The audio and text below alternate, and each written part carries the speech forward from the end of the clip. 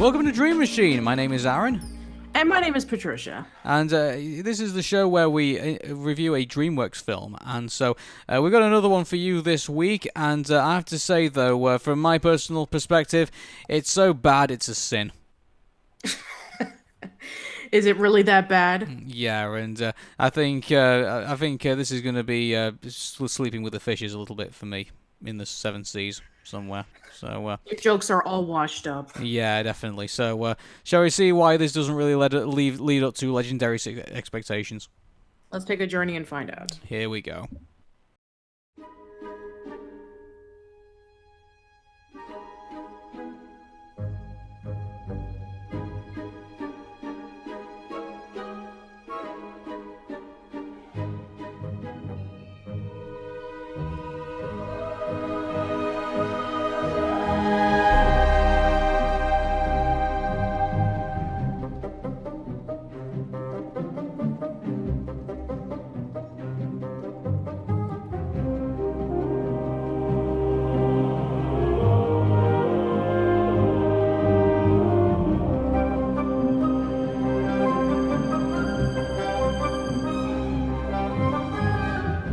So, Sinbad, Legend of the Seven Seas is a 2003 animated swashbuckling fantasy comedy drama film produced by DreamWorks Animation and distributed by DreamWorks Pictures, so it was entirely in-house production. Using traditional animation with some computer animations. We'll get to that in a minute. That's an understatement. That's an understatement. It covers the story of Sinbad, a pirate who travels to the sea to recover the lost Book of Peace from Eros, in order to save his childhood friend, Prince Priadus, from accepting Sinbad's death sentence. And so, I mean, looking at this overall, there's part of me that feels like this is, I do get that some heart and some effort was probably put in. I feel like too many shortcuts were taken with this.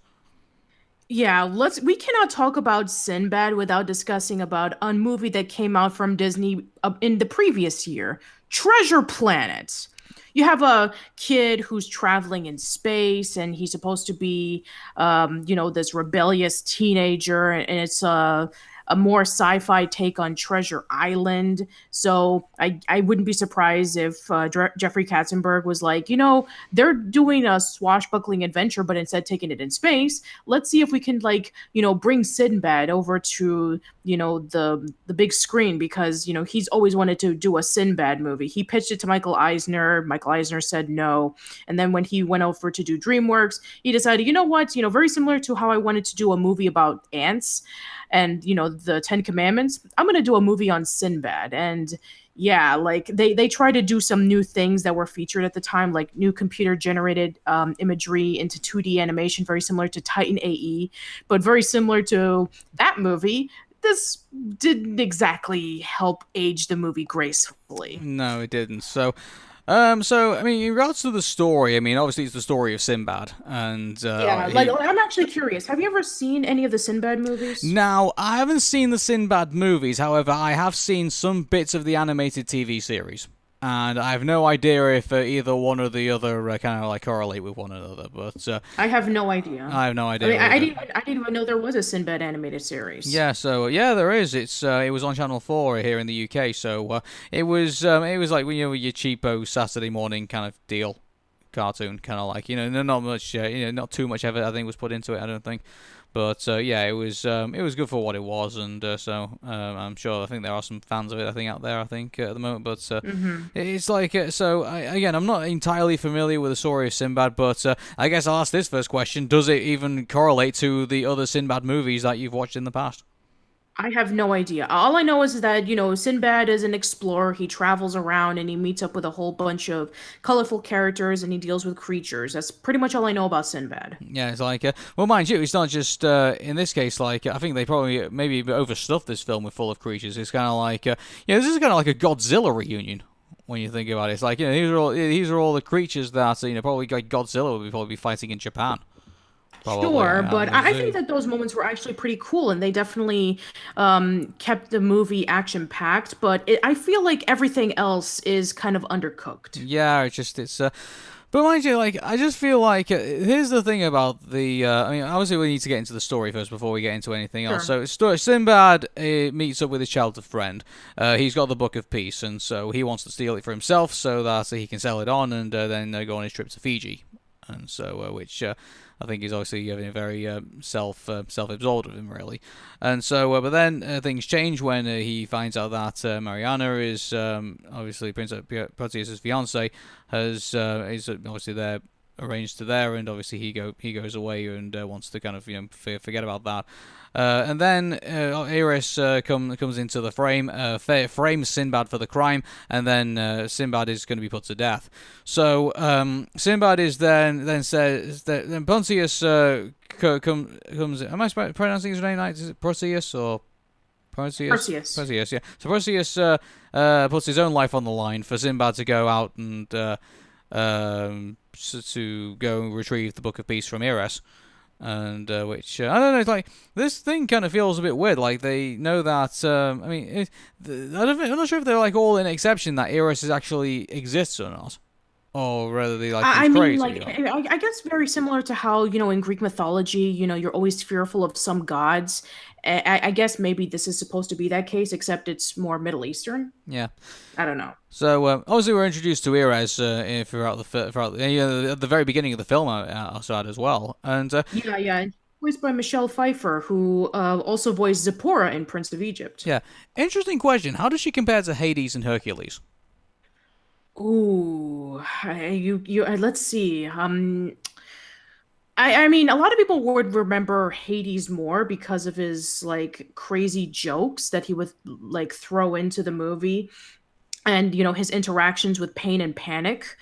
But yeah, Ares, I would think that she's animated very well. I do like that her pets are the constellations. I do like the scene in which she disguises herself as Sinbad to steal the book, and I do like just her presence in the movie. I thought that was more threatening than Hades, but I don't really remember her as much compared to Hades because Hades just felt so out of place in something like Hercules. He's supposed to be like, the god of the underworld, but at the same time he's just like played off for laughs, and but you remember him for that. Yeah.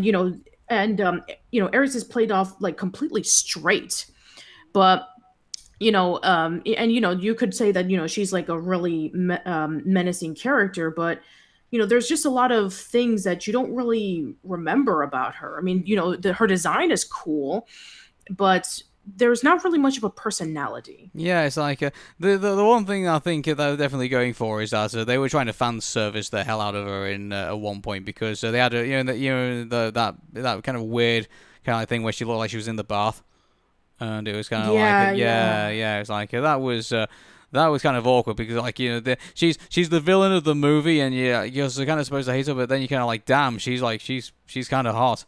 It's kind of like it was Yeah. that was an awkward part of the film, I think, in that regard. Yeah, you So know what? I'm actually not a big fan of like, sexualizing, cartoon characters like, how they did with Laura Croft back in the 90s, and they put her into like this adult magazine. I never really got into that. well, And I don't get into. Here's the thing, like when you've got a bad guy and you want that person to be hated, and like I just don't. I never get the idea of making them into a sex object.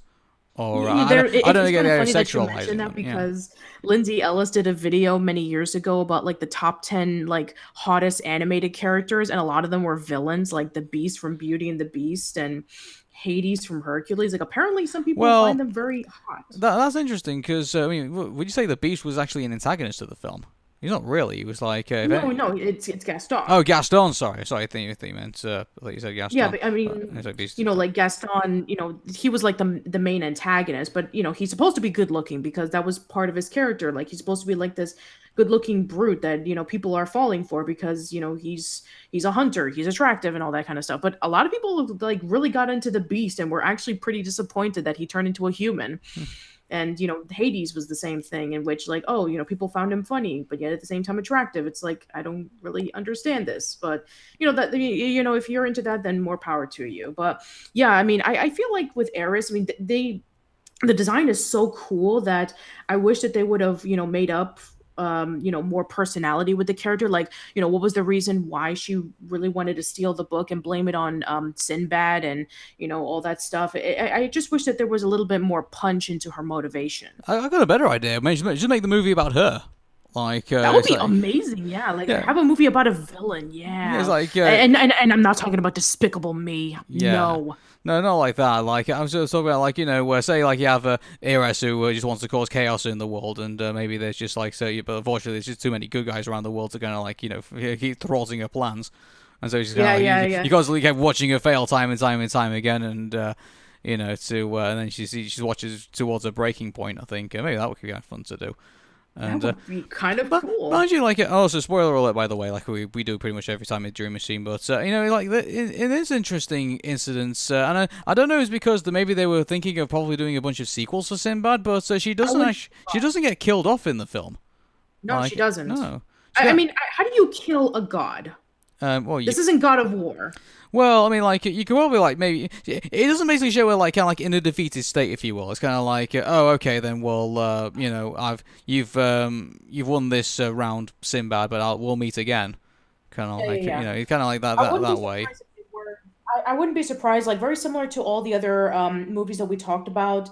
That they wanted to make sequels of it, but it was either canceled because the movie wasn't like successful, or maybe they would like make an animated series like much later on, like we talked about last time with Spirit Stallion of the Cimarron, that they made an animated series on Netflix 15 years after the movie came out. Yeah. I wouldn't be surprised. And like we talked about, like that they wanted to make a sequel of Ants, and that didn't work out. Chicken Run's going to be getting a sequel, like after they announced it like 20 years after the movie came out. So yeah, DreamWorks is a fickle thing. Like they want to plan on branching out with a huge franchise, but for some reason it just doesn't work out for them. And looking at how much money they made and the fact that this movie received like mixed reviews, I can kind of understand. And I think that if they were to tighten up some things, I think that this could have been a great opportunity to release like a sequel or maybe an animated series on Sinbad. I can see that, with Sinbad traveling around and going on a whole bunch of adventures. That would have been pretty cool. Yeah, It would have been like almost like Peter Pan and the Pirates back in the yeah, 90s. yeah. In the first 11 minutes of this, have you noticed that we've not really spent much time on the story? And like, No, no. it's unfortunate really because I feel like we're sort of kind of like there's nothing story wise I think kind of like is redeeming in this because like I you mean, kind of know it's that. basically like a very simple story, like Sinbad Yeah. is trying to, save his friend and retrieve the book right before he gets killed off. And, he starts becoming, more attracted to the ambassador character. And Yeah, it's just, that's pretty much it. yeah, but here's the There's thing: not like really they much didn't to really it. even build up the thread of the movie, where like Patricia is gonna get killed off like at the end. But there's probably like only like one scene that shows that the king's trying to like get him out of the prison and stuff like that, and tell him to flee. And Yeah, yeah, but yeah. he chooses to stay, and like, but there's no other build up besides that. Like Yeah, like you don't really like see a couple of scenes in which like he's stuck in the prison and maybe he's thinking about like, oh, Sinbad, where are you? We're running out of time, or anything like that. No, we just focus on Sinbad. And even with, Sinbad, he's just a generic like hot-headed pirate. It almost kind of reminded me of like proto Jack Sparrow. and it's like yeah, he's not he's just a cocky character pretty much, like and who is not very trustworthy pretty much. And like Yeah. I just think I thought at least in the other rendition of Sinbad that I saw, he was more of he wasn't just he was more of an adventure, and he was more he's more of an adventure type of character really. And his deceitfulness only came in when like he was in like when he was pushed into it really, rather than actually just being part of his character. I Which see. and again, we're not experts on Sinbad, so if anyone wants to put us straight, then feel free.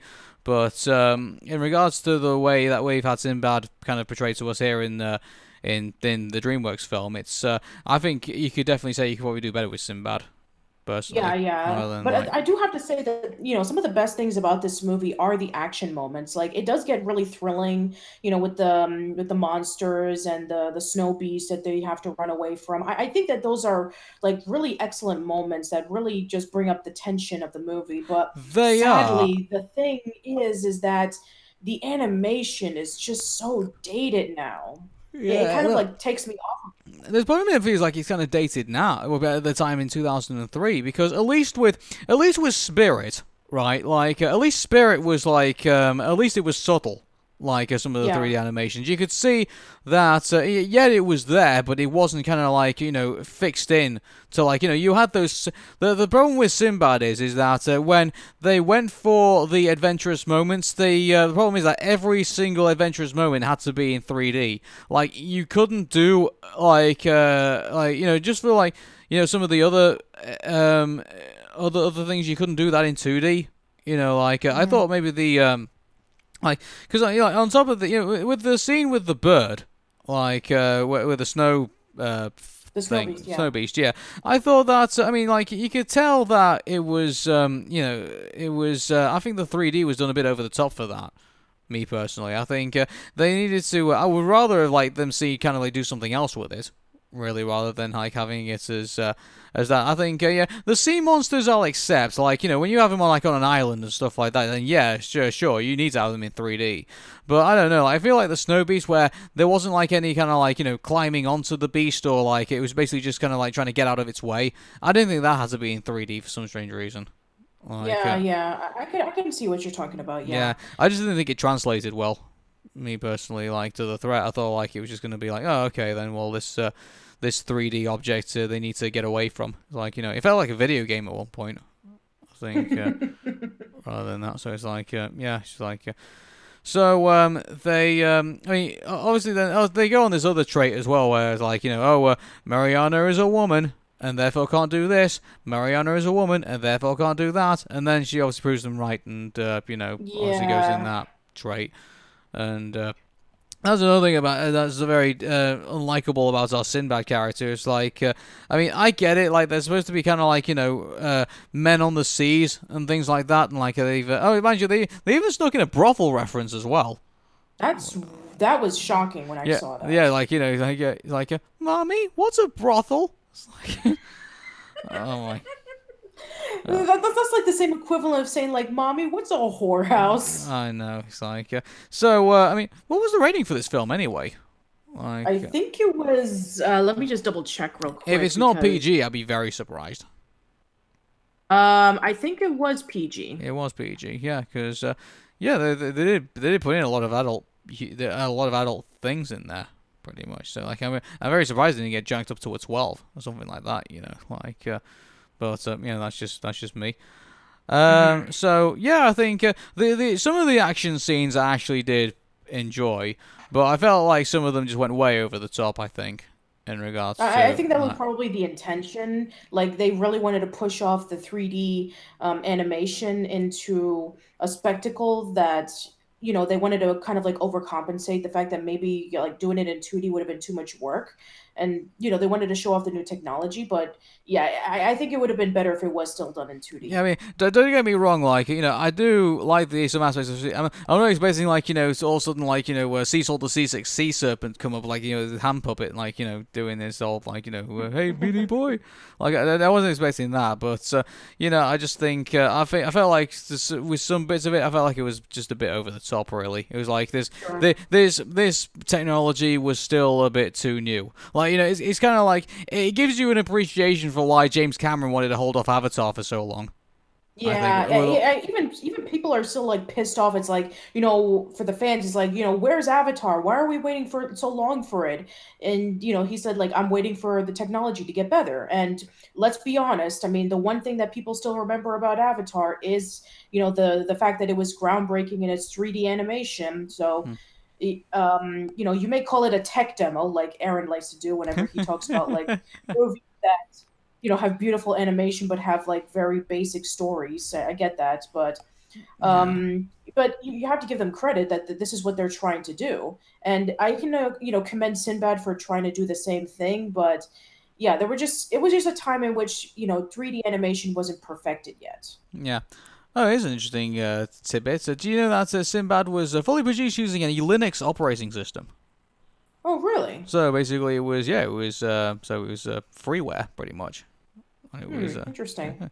and the monsters in the backgrounds in the film were mostly computer generated. I think all of them were computer generated. I think was Yeah, it? I think all of And them were. I didn't notice any 2D. and the human characters were hand drawn. Yeah, So that's definitely noticeable. oh, Yeah, interesting. very similar to Titan AE, the juxtaposition with the 2D characters with the 3D models just looks very odd. I can understand why in Shrek they decided to scrap the 2D animation with the 3D models because it would have looked awful. Yeah, I mean, they should have definitely gone back to the drawing board of how to present Sinbad Yeah, because, just the way that this looks, I mean, I felt like it could have been done a little bit better. yeah. So, I mean, the animation, I think, putting the 3D stuff aside, I think the animation was pretty much, they were trying to keep this world together. Of like, they've gone from the Prince of Egypt, and then they've gone to Joseph King of Dreams, they've gone from to Spirit, and then they've gone to, obviously, Sinbad. And so they were like they are doing kind of like the DreamWorks thing, where it's like this is plausible that it all could exist in the same world. Yeah, I yeah, think, yeah. and so they're still And going this will with be the that. last time too, because this is the last 2D animated DreamWorks movie right before they decided to go strictly 3D. And I'm not talking about the Netflix animated series where every show is 2D. Yeah. So interesting tidbit as well. Brad Pitt plays Sinbad. Yeah. And I'll tell you what, Brad Pitt does actually do a very good job of this. He actually does, give us Sinbad. It's just unfortunately that his the direction he's been given, unfortunately, was just, and also the script writing he was given was quite lackluster. And also Catherine Yeah, he Zeta, did a pretty decent job of it, yeah. yeah, and Catherine Zeta-Jones plays Marina in this, Mhm. and which I tell you what, actually, I did enjoy the Marina character. I will be Yeah, honest. she Like was pretty cool. she was like, I mean, obviously the situation they put her in, I thought was a bit unfair. Like saying like, you can't do this because woman, like or you can't Yeah, do that I can because understand woman. that they, Yeah, they try to do like I can understand like the time period is like, oh, women can't do this or whatever, it's which I can 2000. understand. Well, it's No, I'm 2003 talking though. about like Like, the yeah. no, I'm Oh, talking about I'm talking about the same Sinbad. Sorry, yeah, sorry. yeah, like his Sinbad. I'm talking about when it took place, not the time period when the movie came out. But yeah, But even still, it's like, come on, yeah, this whole like, oh, women can't do this because they're women. It's just so like ridiculous. I even heard that there's rumors going around that the reboot of Pirates of the Caribbean is going to star a female pirate, and everybody's like jumping up in arms. It's like, why do women have to ruin Pirates of the Caribbean? There are no women pirates, really. There are no women pirates. well, I would suggest. I don't think this is technically counts, but there's also Kari Zane who's currently in NXT wrestling as the Pirate Princess. So yeah, women can be pirates as far as I'm Yes, concerned. women can be pirates. Yeah. So It is possible. yeah, mind you, But I think they're probably more ruthless than Disney pirates. Where have you ever seen that meme that went around with like in a I think I can't remember whether it was like it was in a book or something like that, and it says the one rule about being a pirate is not stealing other people's stuff, and it was like you're a pirate, that's what you do, like But anyway, so Catherine Zeta-Jones was a good voice of Marina, and also Jim Cummings played Luca. oh wow, that's pretty cool. So Jim Cummings got a nice thing as well, and so and Yeah, Jim what? Cummings has actually been in a couple of DreamWorks movies. I mean, I know a lot of people always discuss about him when it comes to like Disney features like Darkwing Duck and Aladdin and Goof Troop, but yeah, he actually did play his fair share of DreamWorks movies. Yeah, I tell you what, I'd love to see him come back as doing Darkwing Duck, and Yeah, that'd it's be like, so great. That'd be great. Yeah. yeah, it's like I remember when he was doing like the most up to date, like he says I'm in the terror and flaps in the night, and like I'm the wrong number that calls in 3 in the morning. And like he did actually do like some more modern references, like say I am the Instagram coast that is not about food. It's like oh, that was brilliant. I'll have to find that YouTube video somewhere and play it on play it on the Arameta show. But Yeah, cool. yeah, I actually met Jim Cummings a few years ago. Really nice guy. yeah, I've heard he's really cool. And, Yeah, he is really cool, yeah, actually. so it's like yeah, I've heard about that. So yeah, I mean, so the music. I think here's the thing. I think the music in Sinbad, I think is is nice, but I think it feels like a when you've had like that familiar sound of a movie in your ear, and you kind Hmm. of feel like you know what this movie sounds like. There's nothing in the Sinbad soundtrack that feels memorable to me Yeah, in me this. neither. I can even commend Spirit with the Bryan Adams music because I know what they were trying to do, like trying to be like Tarzan, where Bryan Adams was singing over everything because none of the animals talk. Yeah, but Very The similar. problem with Brian Adams, I'm sorry, we were sorry to go back to Spirit, but the problem with Brian Adams being in that is, when he was singing that in the movie, weren't you expecting him to kind of like come on screen with his guitar and start singing to the camera? Yeah, Like, yeah, yeah. I felt like that was going to happen, so it did feel like a music video at one point. Sure, So, sure. yeah. But at least, for some people they actually do remember it.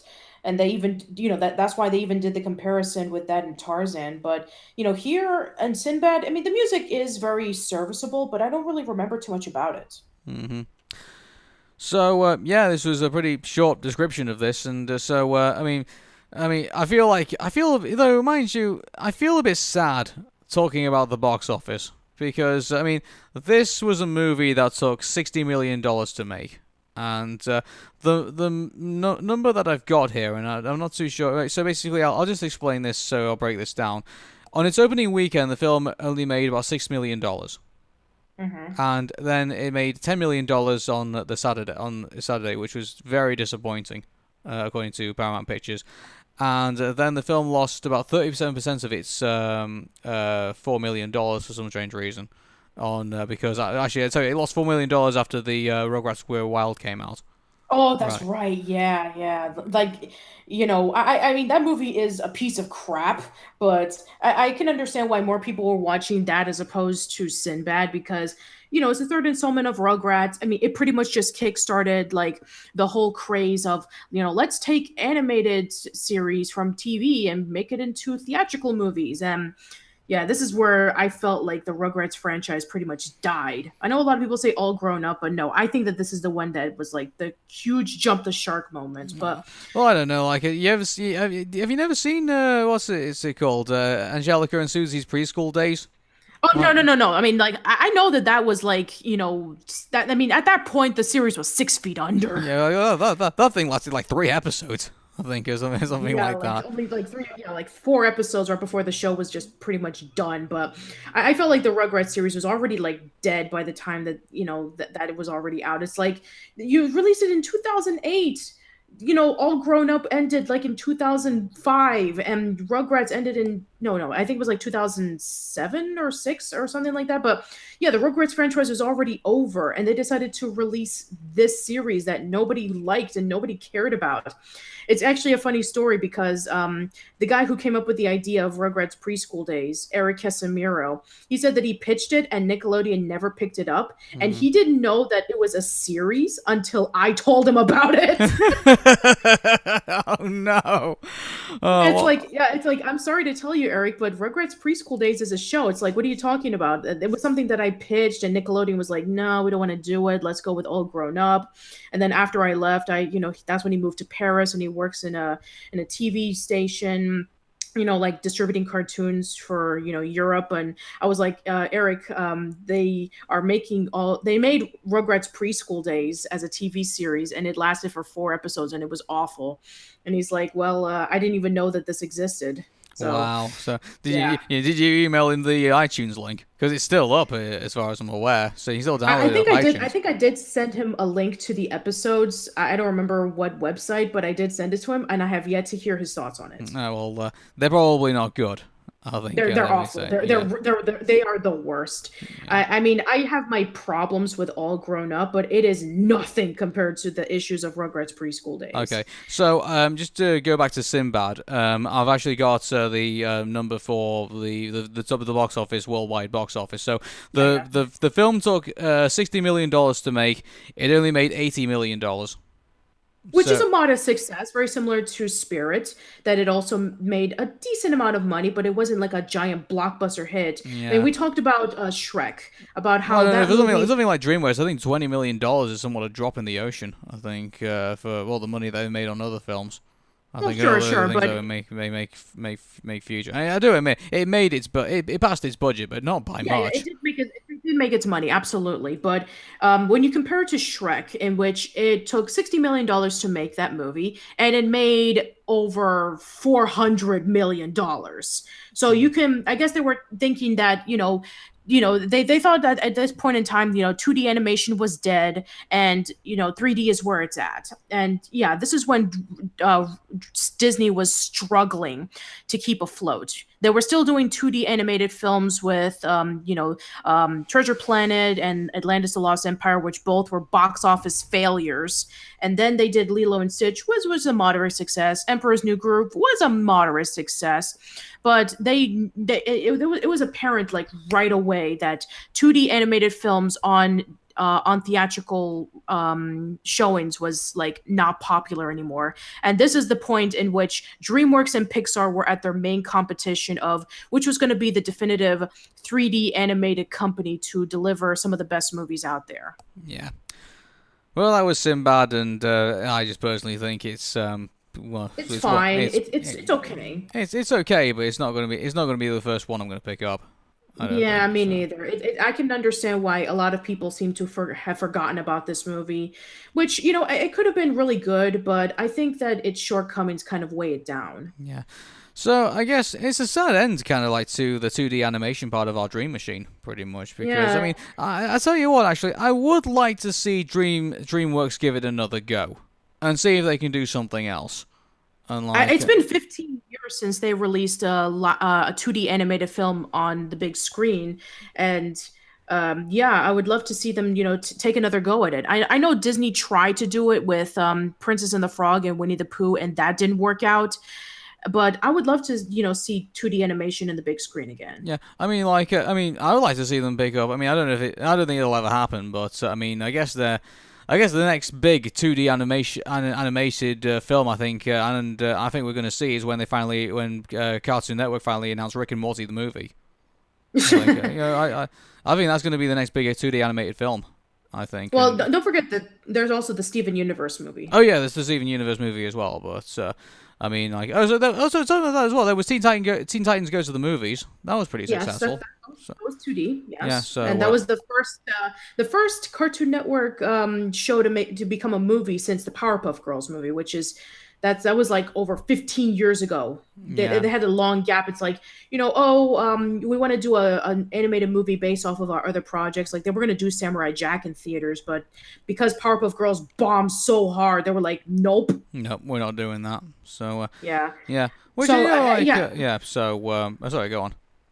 No, I was just about to say that it's a shame that 2D animation has been, for what animation companies consider to be like box office poison, because I think that there is a strong appreciation for it, and with Leica, who's continuing to do stop motion movies in the big screen, and so is Aardman. I mean, people are more open to seeing different styles of animation in the big screen. But sadly, I think the only way that we're going to get it is by Studio Ghibli. Yeah, there is, and actually, on top of that as well. Like, do you remember? Obviously this wasn't the big screen, but Cuphead was a moderate success. Oh yeah. Cuphead was a huge success. Yeah, actually. I mean, there's still an appreciation for the traditional 2D animated film, I think. Yes. And yes. I think I even heard rumors that they're planning a Kickstarter for a documentary about 2D animation. So that should be cool to see. Yeah, and there is a huge future for 2D animation out there. I think it just needs to be realized again. I think to be appreciated. So and who knows? So. Anyway, that is the end of DreamMachine, and so what's next on our list? Well, luckily we are getting back on track with the good stuff, because coming up next is going to be Shrek 2. Oh, my favorite Shrek. And I'll tell you what, I've got a lot to say about this film. So, but until then, this is going to be awesome. Yeah, but until then, my name is Arun. And my name is Patricia. Take care, and bye for now. See you later.